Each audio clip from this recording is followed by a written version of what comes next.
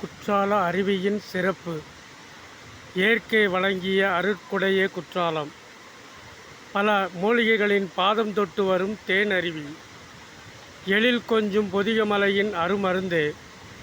புத்துணர்ச்சி ஊட்டும் குதூகலமான பேரின்பமே. எதற்கும் ஈடில்லா பெருமிதமே பேரருவியே. நல்லோர் எளியோர் உள்ளார் இல்லார் அனைவருக்கும் பாரபட்சமின்றி சமமாய் வழங்கிடும் புனித தீர்த்தமே. எங்களின் வாழ்வாதார துணையே நீர்வீழ்ச்சியே. பச்சை பசேலென பசுமை நிறைந்த கானகமே.